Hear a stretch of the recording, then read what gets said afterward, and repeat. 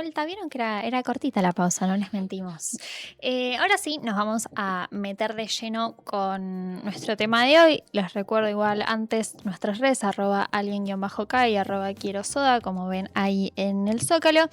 Y bueno, vamos a arrancar con a lo que yo vine, como dice el meme, o el tema que nos convoca hoy, que es como les dije al principio, cómo es la vida en las cárceles, cómo se lleva el día a día, quiénes son las personas que están ahí privadas de su libertad.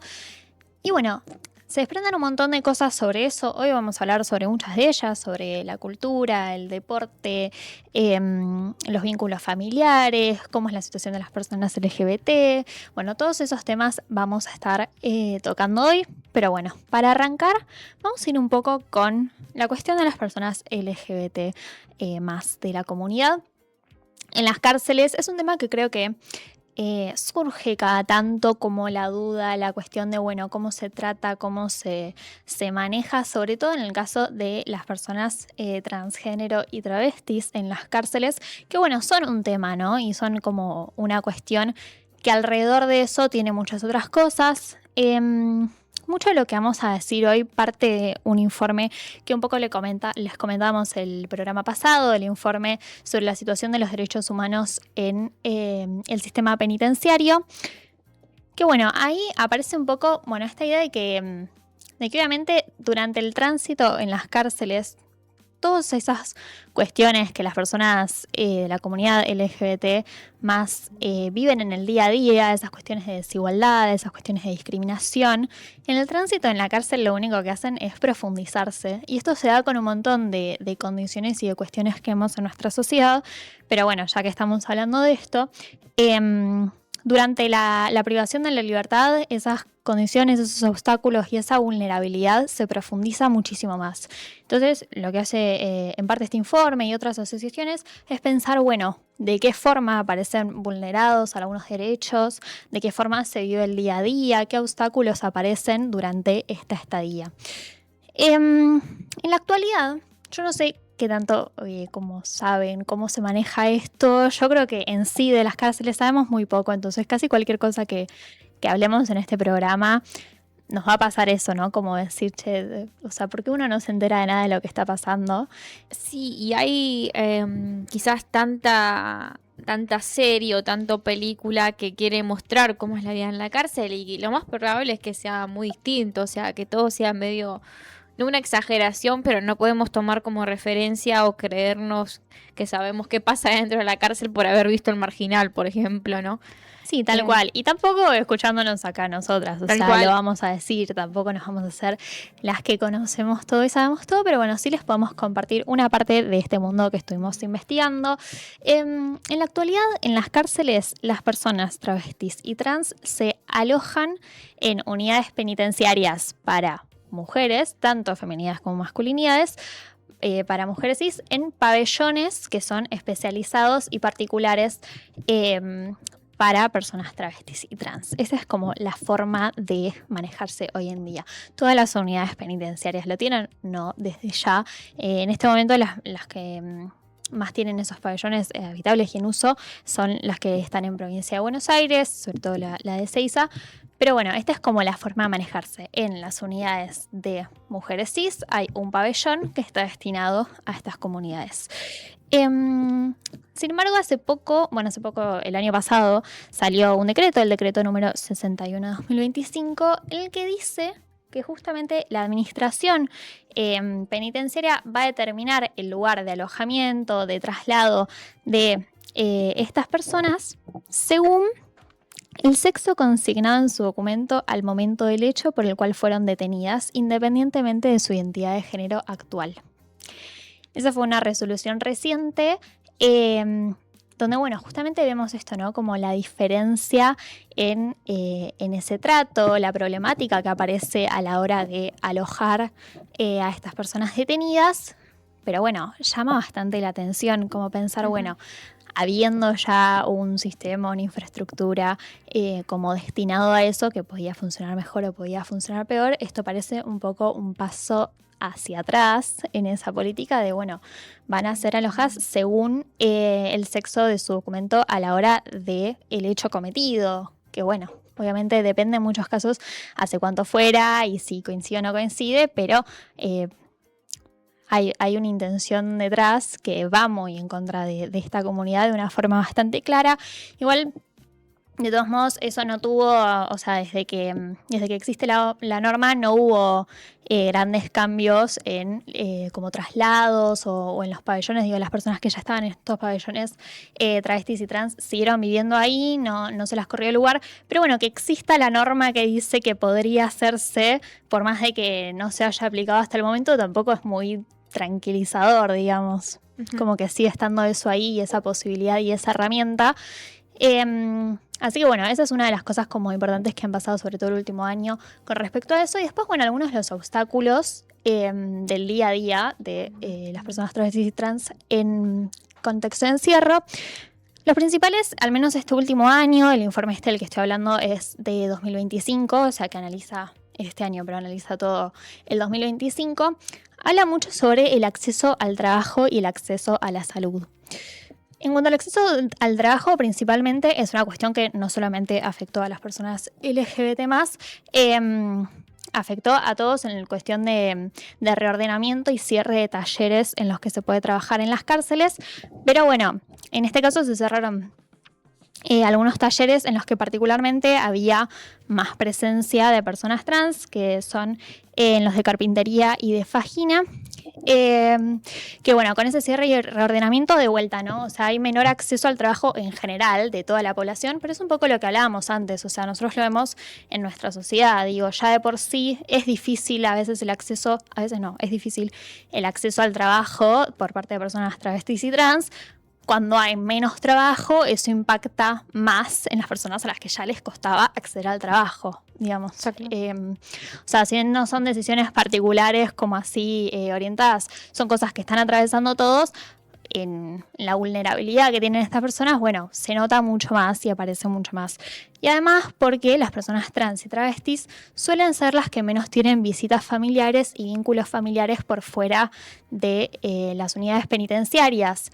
Y bien sabemos que esos vínculos familiares son también en parte las cosas que te permiten acceder a recursos, a dinero para comprar alimentos y cosas dentro de la unidad penitenciaria. Entonces, si no está el trabajo y no está la familia que puede como compartir esos recursos, bueno, se complica mucho más el acceso a esa alimentación complementaria a la que aparece en las viandas, o bueno, a esa libertad económica, digamos, y acceso a diferentes cosas dentro de esa cárcel.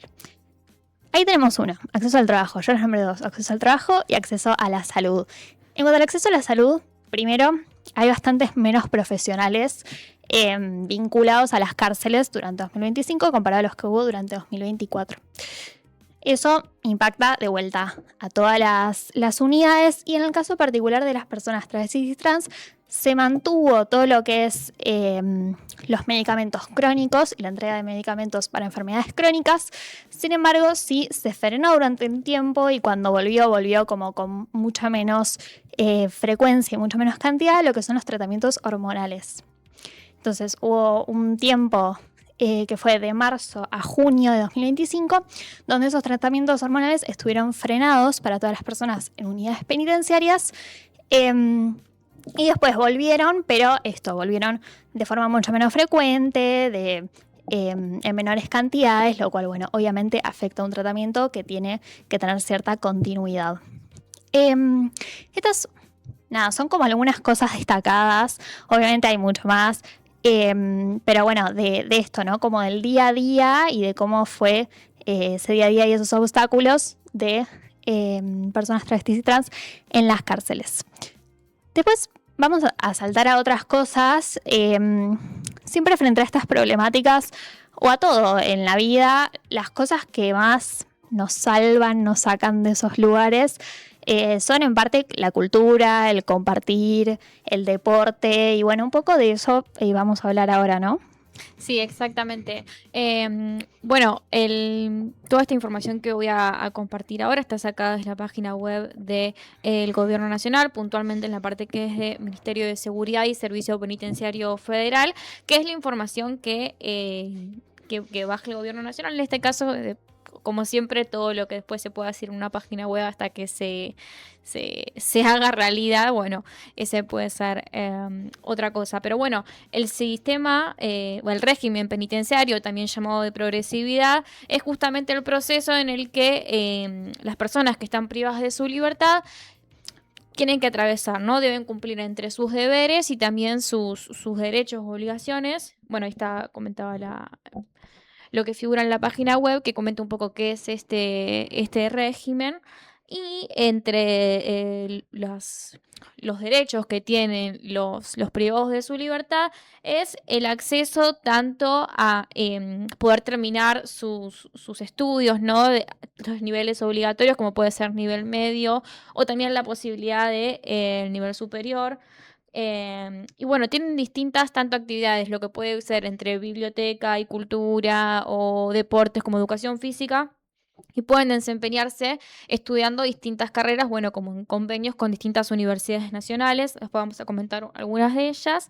Pero bueno, una, por ejemplo, de ellas, algo que pasa, o este lugar con el cual los privados de libertad no se refugian, pero que encuentran una manera de intentar aprender o no tener, o sea, el objetivo de estos cursos que vamos a comentar ahora, lo que tienen que ver tanto con el deporte como con la literatura, es principalmente para que el preso, quien está privado de su libertad, no tenga tanto tiempo libre, porque es muchísimo peor el tiempo libre en una celda mirando al techo que si lo puedes ocupar, por ejemplo, en deportes.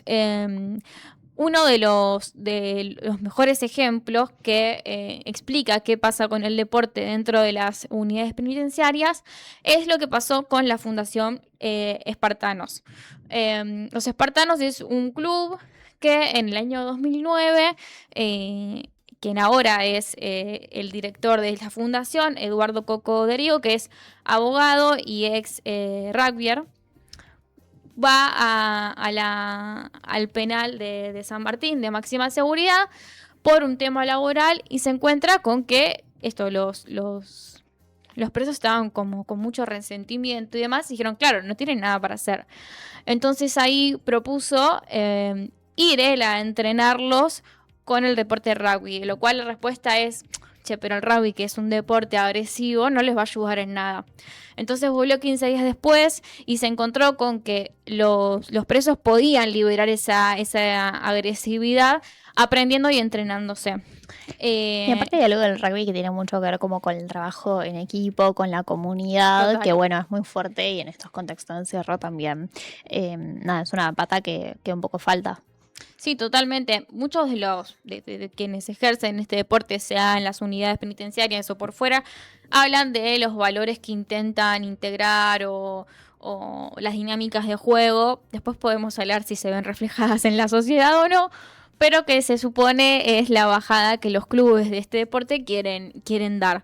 Hoy en día, Espartanos en 2016 empezó como a recibir ya como marcas que sponsorean esto y van en distintos penales los que quieren participar de este deporte y refugiarse en él, bueno, los entrenan. Hoy quizás también ya tienen más talleres que van desde lo, como ellos llaman, espiritual, ¿no? Como refugio quizás más en el catolicismo, en este caso, que es la bajada que da la Fundación Espartanos. También talleres de reinserción laboral.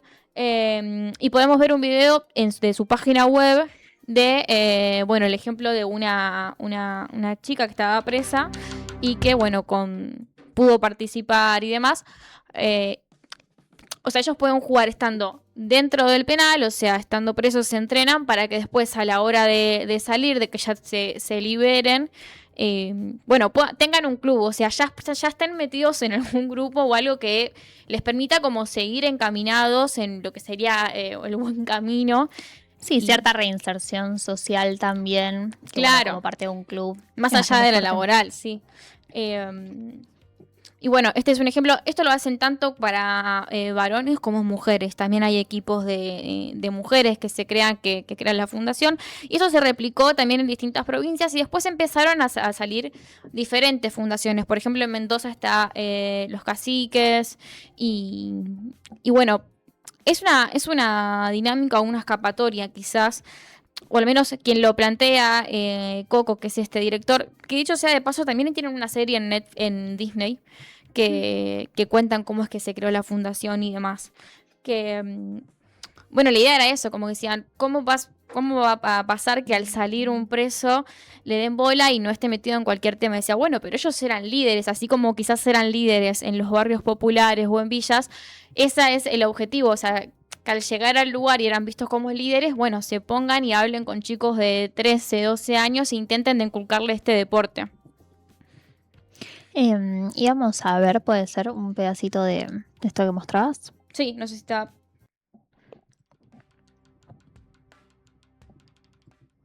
Tatiana es una chica que, bueno, cuando era chica no tiene papá, yo los crié solo. En el transcurso del camino, de toda su infancia, por cuestiones de la vida, me ausenté 5 años porque estuve privada de mi libertad. Cuando salí, Tatiana tenía 12 años, metió en el camino de la droga, de la delincuencia. Tuvo su primera vez privada de su libertad a los 18 años. Era todos los días pensar de que me iban a llamar, me iban a golpear la puerta, me iban a avisar que tenía que ir a reconocer a mi hija a alguna morgue, a algún lado.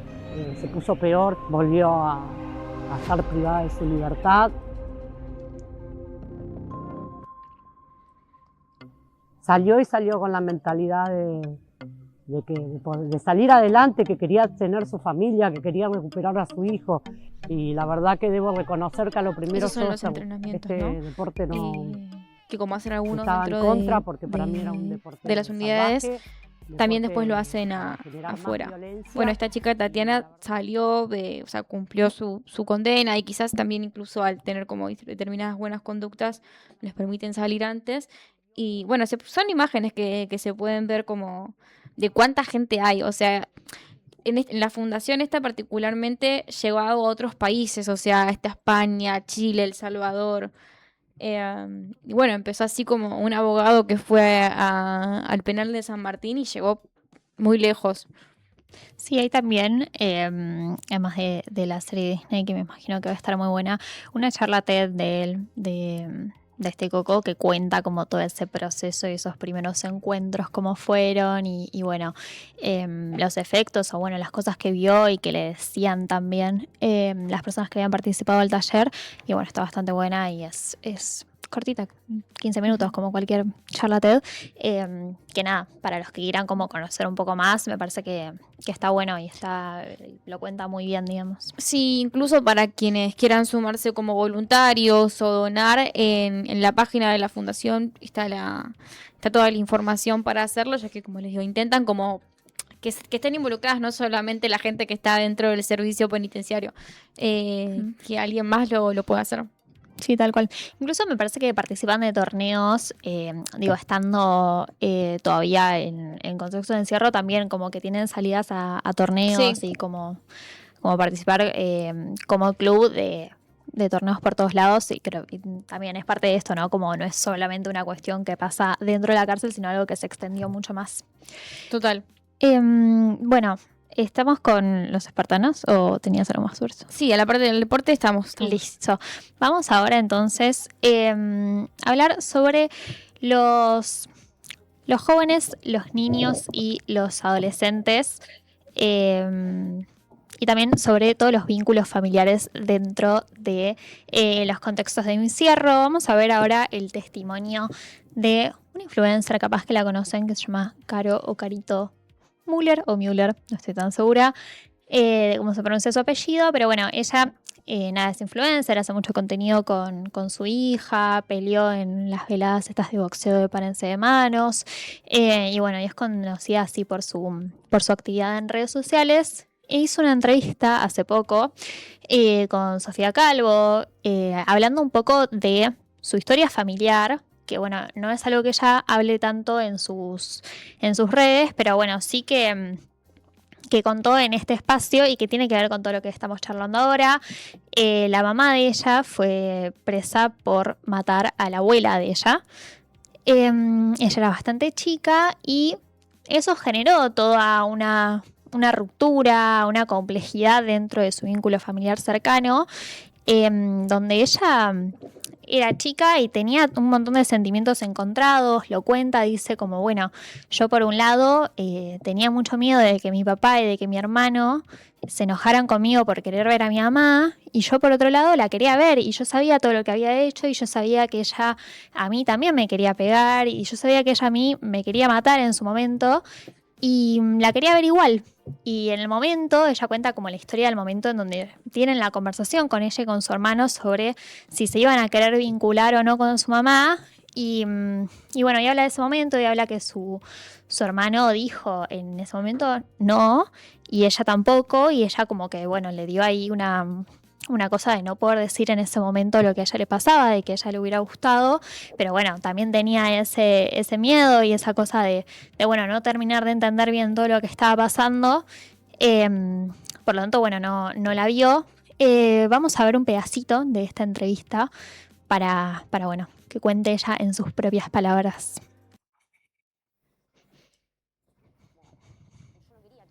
Conmigo por decirles, che, yo sí quiero ver a mi mamá. Aparte, después de todo lo que había hecho, yo ya sabía que había matado a mi abuela, y yo así todo, yo tenía un deseo incontrolable de verla. No sé si por afecto, era como el decir, necesito respuestas, necesito que me digas por qué hiciste lo que hiciste, necesito que me digas por qué te la agarrabas conmigo, porque era algo muy ensañada conmigo, ¿entendés? Que yo sentía que todo el tiempo me quería pegar a mí, me quería matar a mí, me hacía sufrir, me decía cosas horribles. Y yo necesitaba esa respuesta, y en ese momento me dio tanto, pero miedo de que se enojen conmigo, que no dije nada. Y me acuerdo que cuando salí lo hablé con Oriana y me dijo, ¿qué pasó? Y llorando, y tipo, yo le decía, soy una cobarde. No, me puse la etiqueta de cobarde años. Me miraba en el espejo cuando colapsaba y decía, fuiste una cobarde, o sea, ¿por qué dijiste que no? Que ni siquiera dije que no. No dije nada. No pudiste responder, nadie te permitió. No dije nada. Y en el 2016 fallece mi mamá. Y ahí es donde a mí... ¿Sabes qué le pasó? Se mató. Se ahorcó estando presa.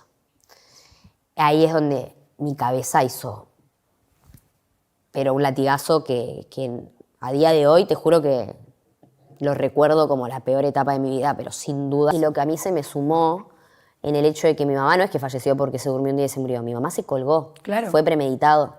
Y a mí años me atormentó la pregunta de decir, si yo lo hubiese ido a ver, ¿hubiese cambiado algo? No sé si era como...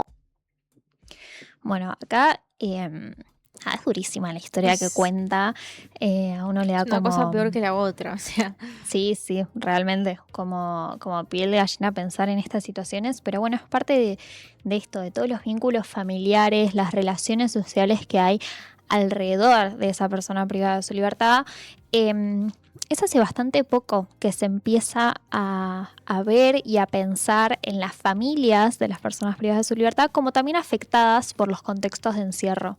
Como que había un momento donde eso, si bien obviamente no es que la gente no se daba cuenta de que afectaba a las familias, no era tomada en cuenta desde un punto de vista institucional.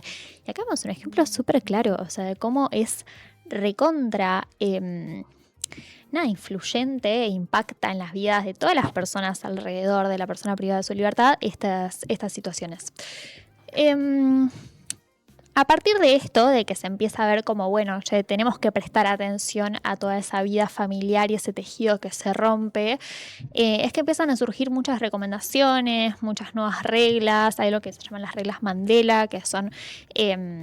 como las regulaciones que aparecen como recomendaciones internacionales de derechos y facilidades mínimas para contextos de encierro.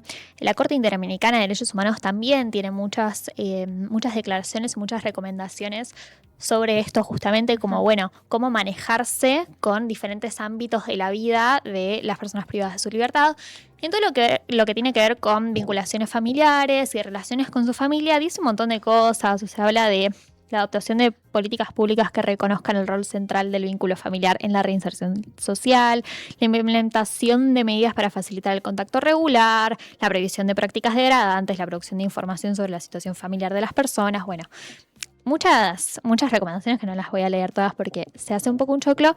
Pero bueno, pensando en esto, ¿no? Bueno, ¿cómo pensamos dentro de esa cárcel la relación de las personas con sus familias? Dentro de esto, la Procuración Penitenciaria Nacional lleva un tiempo como intentando implementar algunas medidas, algunos tratamientos de esta cuestión. Una de las primeras son las condiciones de acceso de las visitas, sobre todo de los menores de edad, como para pensar, bueno, cómo es ser un padre, una madre, un hermano en estos contextos de encierro. Los niños, niñas y adolescentes que quieran ir a una visita a un familiar privado de su libertad tienen que ir acompañados de un adulto que sea de su mismo género. O sea, Ok. los niños de 12 a 18 años tienen que ir acompañados de un hombre y las niñas tienen que ir acompañadas de una mujer. Esto, nada, o sea, uno lo piensa y yo creo que resulta un poco raro, un poco choqueante, ¿no? Sí. ¿No te pasa? Como de que esto exista. Obviamente en su momento debe haber tenido alguna lógica, supongo que yo no la sé. Pero bueno, es algo que últimamente se viene cuestionando un montón porque obviamente, no sé, ese nene que es chiquito iba a visitar a algún familiar con su mamá. Cuando cumple los 12 años, si no tiene un referente masculino en su vida, que Claro, no sabemos puede ir. que muchas veces falta, ese vínculo familiar se rompe y se rompe por algo que no tiene nada que ver en realidad con la relación que tenían ese chico con esa persona que está privada de su libertad. Entonces, bueno, esta es una de las cosas que aparecen como, bueno, arranquemos por acá, ¿no? ¿Por qué camino vamos para promover estos vínculos familiares? Bueno, empecemos por acá, por cambiar esa regulación de tener que ir acompañado por una persona de tu mismo género. Después también aparece, por ejemplo, algo que es que en las visitas y en los encuentros entre personas detenidas, los lugares de encuentro que se eligen, en el caso de hombres y mujeres, siempre son en los establecimientos masculinos. O sea, siempre la que viaja para ese encuentro es la mujer y nunca es el hombre. Claro. No porque sea así el criterio o porque esté estipulado así, sino que a la hora justamente de aplicar como ese criterio de asignación, siempre que hay un hombre y una mujer termina siendo el establecimiento del hombre. Que esto también, o sea, Pausa para perdón, pausa de hidratación. Pausa de hidratación, claro. También, o sea, uno lo mira de afuera y decís, bueno, obviamente como parte de una idea, o sea, todas estas leyes son bastante antiguas, salvo por los decretos que después fueron regulando más adelante. Una idea de que la mujer es menos peligrosa que el hombre, entonces trasladarla significa menos peligro, pero obviamente también significa una desigualdad, una discriminación de que todo lo que implica ese traslado implica requisas súper intrusivas, implica tiempos largos de espera, implica traslados que pueden ser peligrosos y toda esa carga siempre la asumen las mujeres y no los hombres. Entonces, bueno, se piensa, bueno, eso también, cambiarlo, que sea, por ejemplo, cuando la mujer está embarazada o tiene hijos menores de 5 años que participan de la visita, que tenga que ser sí o sí el establecimiento, o sea, el penitenciario de mujeres, el establecimiento que sea asignado para la visita. Y bueno, otras recomendaciones. Sin embargo, sobre esto no hubo respuesta hasta ahora. O sea, son simplemente medidas que se plantean como, bueno, el camino parecería ser por acá o esto podemos hacer, pero no son cosas que hoy en día se estén implementando. Justamente no, nada, hasta el momento no vimos cambios en ese sentido. Otras, por ejemplo, bueno, esto, ¿no? Que visitar a un familiar no sea una experiencia tan dura y degradante, más de lo que ya exige la situación, digamos. Claro. No es que vaya a ser fácil, porque bueno, se juegan un montón de cosas internamente, pero que no implique un proceso de, lo mismo, riquezas que sean muy invasivas y degradantes, que no haya, que el lugar de visitas sea un lugar medianamente acogedor, que no haya malos tratos por parte de las personas que te hacen todo el proceso hasta que vos llegás a esa visita. Bueno, algo de cuidar esa dignidad y esa humanidad de la persona que va a visitar para que eso para que se promueva y para que se nutra ese vínculo familiar que bien se sabe que tiene como influencias, o sea, tiene implicancias muy importantes a la hora de esa persona salir a libertad y poder reinsertarse y tener un tejido que sostenga esa libertad. También algo que sí está estipulado y que tiene que ser así, que es que las personas privadas de su libertad estén en un establecimiento cercano a donde viven sus familias. Eso sí existe y está. El problema es, bueno, la aplicación de eso en contextos de sobrepoblación. O sea, a ver, estamos viendo en 2025 sobrepoblación de más del 100%, 85%, 96% en diferentes unidades penitenciarias. Entonces, claro, pensando en eso, la idea de ir a un lugar que quede cerca de tu familia parece utópica. O sea, vas a ir a donde haya una cama decente. Bueno, eso también se complica mucho más en esos contextos. Pero bueno, es algo en lo que se sigue como trabajando día a día, se sigue pensando día a día en, bueno, esto tiene que ser una cuestión pensada, promovida, que tenga eso, que no sea algo tan difícil y tan duro el concretar ese encuentro, llegar a ese momento de encuentro, porque el encuentro en sí muchas veces puede ser duro en sí. Entonces, bueno, no complicar esa situación para que se dé mejor esta relación, este vínculo, y que eso a futuro dé frutos y sostenga la libertad de la persona una vez que salga. Pero bueno, es complejo, chicos. Todo esto que estamos diciendo es muy complejo. Sí, porque pertenece todo a un sistema. Es todo un sistema, es un sistema muy cerrado. O sea, la misma Procuración Penitenciaria Nacional, que uno dice, bueno, institución nacional, organismo, todo. Y ellos mismos dicen, che, hay cosas que no sabemos, o sea, que no podemos entrar a ver, que no hay reportes, que no hay estadísticas, o sea, Claro, que no hay manera de enterarse y que capaz sí te enterás porque accedes, porque hablas, porque todo en provincia de Buenos Aires. Bueno, ¿y qué está pasando en Neuquén? No sabemos. Y bueno, sí, así está. e imagino que hay algo de que si no, de alguna u otra manera, no estás involucrado en ese sistema, sea porque o trabajás en ese sistema o porque tenés un familiar privado de su libertad o lo que sea, uno no tiene idea qué es lo que pasa realmente. Es lo que Realmente decíamos no tenemos recién. idea. No podemos decir que sabemos porque capaz vimos una serie y decimos no, porque en las cárceles hacen eso, cuando en realidad si no estás ahí, insisto, trabajando por algún familiar o lo que fuere, no tenemos idea qué es lo que pasa. Sí. Muchísimo menos en otras provincias, como decías vos. Sí, total. Muy difícil. Pero bueno, dentro de otras de las actividades, como hablábamos antes del deporte, para que hacer que al menos no es la estadía, pero el tiempo que estén privados de su libertad les sirva al menos para ver qué van a hacer cuando salgan o cómo se reinsertan, no solo laboralmente, sino socialmente, que es quizás tan pesado como lo que implica reinsertarse laboralmente. Otras de las áreas en las que las personas privadas de su libertad pueden pasar su tiempo en el penal es todo lo que tiene que ver con la parte quizás más artística de literatura, cultura, que bueno, es otra alternativa y es otro tipo de talleres que dan las instituciones, que dan los servicios penitenciarios para que bueno, puedan pasar el tiempo.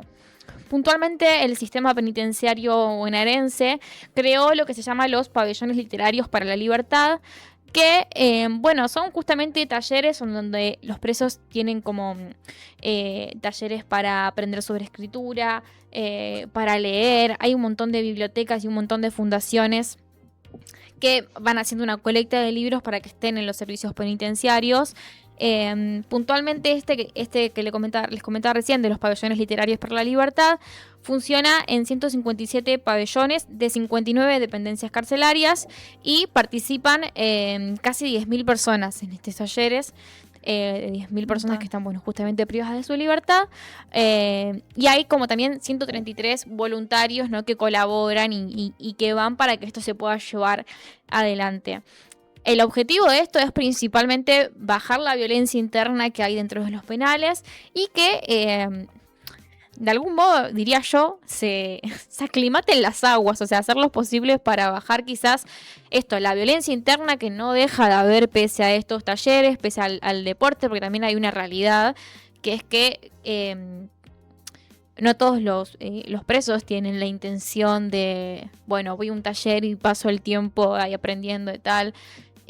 No sé cómo será el proceso, ni me puedo imaginar lo que debe ser estar en ese lugar. Pero bueno, por suerte esto lo que intenta fomentar es eso, que los presos tengan un lugar donde puedan prepararse para la reinserción social y laboral cuando ya tengan su libertad. Bueno, y hay distintos porcentajes o números que demuestran que esto funciona, o sea, que hay una estadística que dice, a ver, por ejemplo, en noviembre de 2025 habían hechos de violencia cada 1000 personas privadas de su libertad.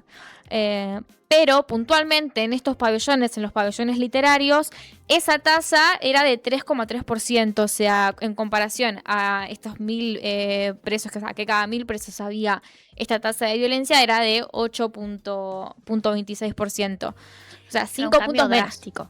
¿Cómo? Es un cambio drástico, digo, es un montón. Sí, totalmente. Incluso esto también cambia para, bueno, como comentábamos antes en el caso de los deportes, lo que promueven estos talleres es que ese porcentaje de personas que después de participar y demás salen, ¿no? O sea, ok, salen del penal y demás. El punto es que esas personas no vuelvan a ingresar, ¿no? Sí. Y hay estadísticas, por ejemplo, me olvidé de comentarlo antes, con lo que es la Fundación Espartanos, que quizás antes de que esto se empiece a implementar, el 65%, por ejemplo, volvía a ingresar al penal y después de esto quizás bajaba un 5% de quienes participaban del deporte. Es una re diferencia. Son un montón de números que quizás uno diría, bueno, pero ¿para qué le sirve leer y escribir? Bueno, justamente es esto, para que haya un cambio en los presos y que eso fundamentalmente, que cambie el clima dentro de las cárceles y que cambien un poco su ser para que no vuelvan a ingresar.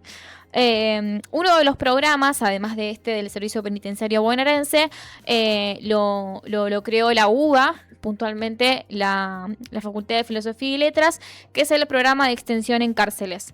Que bueno, es justamente esto, ¿no? El objetivo es que se equilibren, que puedan encontrar un espacio de comunicación, de diálogo, y que dentro del penal puedan hacer un montón de cosas, o sea, que encuentren también un canal para descargar lo que les pasa y que no sea quizás agarrándose a piñas con un compañero, ¿no? Sea escribiendo en arte. Y ahora vamos a ver un video del año 2016, una muestra que se hizo en un encuentro nacional, ¿no? De escritores de cárcel que fue en el Centro Cultural Pacurondo, acá en Capital Federal, que bueno, muchos de los que después son liberados siguen, ¿no? Manteniendo esto que van aprendiendo, ¿no? De, bueno, escribo y cuento qué es lo que me pasó. Y bueno, ahí podemos ver un video que es del 2016, o sea, ya se empieza, desde aquel momento, 10 años atrás, ya se estaban haciendo encuentros para mostrar qué era lo que estaban haciendo. Barricada TV, que está en el barrio de Almagro. Fuimos con Mora hace poquito. Soy integrante de la coordinación del programa de extensión en cárceles, que es un programa que depende de la Facultad de Filosofía y Letras. Bueno, nosotros estamos sobre todo en la cárcel de Ezeiza y de Devoto, dando distintos talleres extracurriculares, sobre todo vinculados a la cultura, a la perspectiva de los derechos y bueno, y a la escritura. Y este año lo presentamos en una especie de preencuentro que hicimos en la cárcel de Devoto el miércoles, también en el marco de este encuentro, que es el Encuentro Nacional de Escritura en la Cárcel, pero se hace afuera de la cárcel. Sin embargo, como la escritura y todo lo que sucede es producto de lo que sucede adentro, ¿no? Como es una forma de denuncia y también es una forma de contar otras cosas que suceden allí. Bueno, este año también lo hicimos adentro para que los pibes puedan vivenciar un poco lo que era esto, aunque nunca es igual, ¿no? Por un lado, mi camino dentro de la escritura fue una ida y vuelta, como es la vida. También, digamos, por momentos tuve la necesidad reflexiva de escribir y de transformar con la escritura y con la pintura una especie de catarsis para tratar de matar las imágenes violentas que ocurren en el encierro y en la vida cotidiana donde vivimos en los lugares marginales. Yo provengo de Fuerte Apache, un lugar tipificado, un lugar de alguna manera marginal, en el cual lo veía como tragedia y hoy en día lo veo como una esperanza, digamos, por todas las cosas que se pueden hacer y porque la literatura también de alguna manera permite la voz esa que de alguna manera se silencian. La adaptación hacia el medio libre es un poco duro debido a que todas las organizaciones gubernamentales que tienen distintos programas para las personas liberadas no terminan de finiquitar para lo que fueron creadas y son obsoletas e inoperantes y están desbordadas debido a que no hay una decisión política de parte del gobierno para poder afianzar el vínculo de las personas que se encuentran liberadas. Por lo cual nosotros decimos que tienen que haber herramientas de parte de las organizaciones políticas y sociales que van a la cárcel para darle capacitación y darle las herramientas a las personas para que puedan realizar colectivos que puedan materializar en el mundo libre. Entonces es muy difícil debido a que la gran mayoría de los pibes que salen de estar detenidos tienen necesidades inmediatas y esas necesidades inmediatas hay que saber cubrirlas, por lo tanto es más de lo mismo. Bueno, ahí habla un poco, ¿no? Esto que comentabas vos de cómo es vincularse estando dentro, estando afuera. Y bueno, ahí en la muestra veíamos no solamente lo que es escritura y pintura, sino que, bueno, fotografía. Y también tienen, la UBA brinda puntualmente también prácticas de edición, de radio, bueno, como para intentar variar un poco y que encuentren un espacio en el que, como decía Gastón, uno de los que estaba ahí en el video, bueno, poder desquitarse de todo lo que vieron y vivieron en los penales. Sí, además de esto de desquitarse también generar el acceso a ese derecho que no desaparece en la cárcel de, bueno, el derecho a la cultura, el acceso a la lectura, como, bueno, esos espacios que garantizan esas tipo pequeñas victorias en espacios en donde muchas cuestiones de derechos humanos las vemos vulneradas día a día. Sí, exactamente. Bueno, vamos con el último pequeño temita de hoy, de todo este gran mundo que es las cárceles, que obviamente no vamos a llegar a cubrirlo en este programa, pero que esperamos que les encienda algo para ir a buscar y a conocer más por su propia cuenta. El último tema son ¿qué pasa con los niños y con los jóvenes en contextos de encierro? ¿Qué alguien piensa de los niños? Eso es básicamente lo que vamos a hablar ahora. ¿Qué alguien piensa de los niños? Me alegra comentar, ahora tiremos un poco más para arriba, que vienen bajando las detenciones en niños, niñas y adolescentes en todo el país, pero sobre todo en la Ciudad Autónoma de Buenos Aires. El Centro de Admisión y Derivación, que es a donde llegan los jóvenes detenidos, tuvo muchas menos detenciones, por ejemplo, en 2025 que en 2024 y en 2023, y eso viene bajando año a año. Aplausos. Una buena. Una buena, chicos. Tenía que haber una. Por ejemplo, en 2025 hubo 2.163 ingresos. En 2024 eso era 2.467, 2.785 en 2023. Bueno, vemos cómo progresivamente esto va bajando. Estamos hablando de detenciones, no de personas detenidas, ¿no? O sea, acá son menos las personas detenidas, pero hubo un par que ingresaron por diferentes cuestiones varias veces en el año. Así que bueno, venimos bien, por buen camino. Esperamos que esto se mantenga. Todo el resto que les contamos tiene que cambiar, pero esto... No, el deporte y los pabellones literarios, eso sí tiene que El deporte y los pabellones tienen que mantenerse. Sobre esto, bueno, hay varias estadísticas en lo que tiene que ver con jóvenes y adolescentes. Por ejemplo, el 92% de estas detenciones fueron varones y el 8% fueron mujeres, una diferencia bastante amplia. Sin embargo, por ejemplo, las mujeres están por mucho más tiempo que los varones. O sea, tienen penas más largas, entre 3 a 6 meses, versus los hombres que tienen capaz de días a 3 meses. Como bueno, hay más proporción de penas más largas, pero bueno, una diferencia estadística muy importante, el 92 y el 8%. Sí. una diferencia bastante grande. En el 72% de los casos son ingresos por primera vez, o sea, detenidos por primera vez, que también hay algo que se habla mucho de esto como de la puerta giratoria, ¿no? De adolescentes que entran y entran y entran y entran, y bueno, en el 72% es la primera vez que eso sucede. Y también algo que a mí me parece como, no sé, llamativo cuanto menos, que es que de estas 2.163 que les comentaba, solo un poquito más de la mitad eran ingresos punibles y eran personas de más de 16 años. El resto eran detenidas, pero eran menores a 16 años, por lo general entre los 13 y los 16, que eran casos no punibles. Eso eran el 46% de los casos, un poquito más de la mitad punibles y algún que otro mayor de edad que, bueno, fue por una cuestión de emergencia de cupos a esos espacios. Esto hablando como más de las adolescencias. Pasando a la juventud, voy a volver con las grises. Voy a volver con las negras.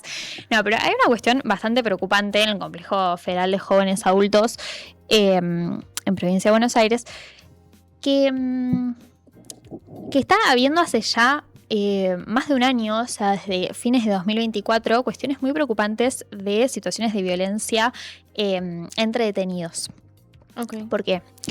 Hay algo que es que el pabellón para traslados y para ingresos son el mismo lugar. O sea, al mismo lugar llegan personas que acaban de ingresar a la cárcel como personas que no fueron asignadas a otras unidades o fueron sacadas de otros pabellones y todavía no se definió a dónde ir. Entonces hay mucha mezcla entre nuevas personas privadas de su libertad y personas que ya llevan años, meses o más trayectoria en esos espacios.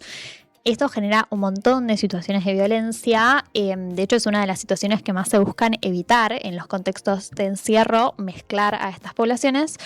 Y eso ya venía siendo como observado, se venía advirtiendo, tipo, necesitamos otro espacio, esto no se puede sostener así. Eso llevó a la muerte de un joven bajo custodia, lo que llevó también a muchas protestas de las mismas personas privadas de su libertad con relación a esto. Esto es en el complejo de jóvenes adultos masculinos, voy a aclarar que no dije antes, que es hasta los 24 años. O sea, 18 a 24. De 18 a 24. La muerte de este joven generó justamente esto, como más protestas de las mismas personas privadas de su libertad con relación a esto, bueno, no pueden estar todos en el mismo espacio porque se dan hechos de violencia todo el tiempo. Esas protestas llegaron a penitencias de 20 horas de encierro en celda propia por día, lo cual es un montón. Eso no hizo que pararan las protestas, con lo cual a los 2 meses se llegó a las 23 horas de encierro por día. Entonces hacer un tira y afleje constante entre las autoridades penitenciarias y las personas detenidas de esto, o sea, protesta, castigo, protesta, castigo, protesta, castigo, que no está llegando a ninguna solución. A través de todo esto, bueno, hubo un cambio de autoridades del complejo, se armaron como, bueno, mesas de trabajo para solucionar la situación, para llevar a otras medidas. Pero bueno, hasta el momento eso no ha tenido mucho efecto y seguimos hablando de personas que están 23 horas por día en una celda propia, o sea, en encierro en celda propia, digo, de no poder salir a comunicarse con familiares, a hablar incluso con abogados sobre sus propias ejecuciones penales, a higiene, a comida. Mismo hay un problema que se viene advirtiendo hace un tiempo de que las viandas que se entregan 2 veces por día tampoco se están comiendo, o sea, los jóvenes no están alimentándose de esas viandas y son en su mayoría personas que venían de situación de calle y que no tienen recursos familiares para comprar alimentos por otro lado dentro de la misma unidad. Entonces, bueno, se están viendo como varias problemáticas juntas. Varias de las protestas tenían que ver con incendios de colchones en las celdas, que los colchones se supone que son, ¿cómo es la palabra? Antignífugos. Bueno, que no se pueden quemar ni incendiar, o al menos así habían sido vendidos y habían sido puestos en las celdas, y todo eso llevó a que en 1 año y medio hubiera 3 fallecidos en custodia en ese complejo, que tiene actualmente 365 personas, si no me equivoco, 360 y algo. Entonces, bueno, es como una situación compleja por demás. Digo, están pasando un montón de cosas. Y yo también pensaba, ¿cómo es que no nos enteramos de esto? O sea, de verdad me sorprende. Y mismo, no solo nosotros que no nos enteramos, que bueno, no sé, ciudadanos de a pie. Mismo en la elaboración de este informe, como que se decía bueno, un poco lo que les comentaba antes, la Procuración Penitenciaria Nacional decía, nosotros tampoco podemos como entrar a ver y hablar, o sea, es una situación que está tipo bloqueada por completo. Si buscas algo de esto, como no aparece nada, como yo estaba buscando, no sé, más información o más cosas, y es verdaderamente muy poco. De hecho, no aparecen, igual eso entiendo que es más para cuidar su intimidad y su identidad, pero los nombres de estos jóvenes, bueno, Claro. un montón de cosas complejas, como de que cada vez nos muestran más que realmente no es un submundo, pero es tratado como un submundo. En todos lados y en todo el mundo los presos son un tabú, o sea, nadie quiere hablar de sus propios presos, pero bueno, es algo como que claramente nos influye, nos atañe como sociedad, o sea, no es algo sobre lo que se pueda mirar para el costado. Y bueno, y creo que si bien hay un montón de lugares, de organizaciones y todo, que están trabajando día a día para generar un poco más de información, de datos, de conocer todas estas realidades, todavía es un trabajo muy en proceso, ¿no? Que bueno, ojalá en algún momento, pasito a pasito, vaya mejorando. Sí, exactamente. Bueno. Yo quiero saber qué opina Fran. Fran, espero que esté comentando en el chat. No, Fran fuera de juego estaba en un compromiso laboral que no podía evitar. Así que esperemos que le esté yendo muy bien en una cobertura de un evento. Sí, Fran, te dijo estamos que deseando lo mejor. Espero que después igual nos estés viendo grabado o algo. Pero sí, no nos dejó a pata. Tenía una razón más que justificada. No quería hablar de fútbol. No quería, se enteró de que íbamos a decir muchas noticias mundialeras y dijo, no chicos, me bajé.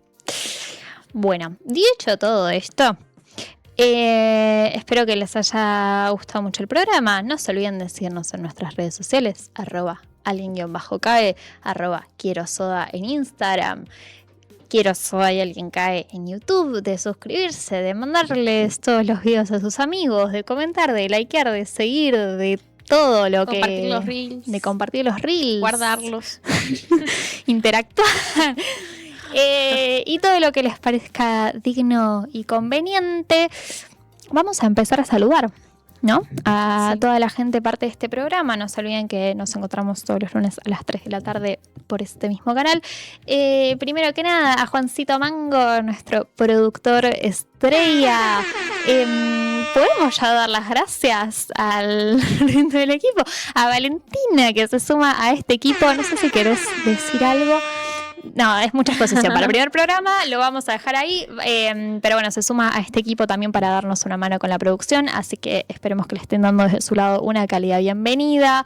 A Nika, que aparece ahí desde su botonera y su micrófono, ahí va, todos los días, nuestro operador. Gracias. A Cami Ponto por diseñar todo lo que ven en nuestras redes sociales, a Fran de Klitsch por no venir, por todo siempre. A vos, Fiore Matorino. Gracias. Y bueno, y a ti, nos buena vemos. esa bala. Gracias. Y nos vemos el lunes que viene, en el próximo programa. Gracias por quedarse acá a compartir la tarde con nosotros hoy. Y nos vemos prontito. Besitos.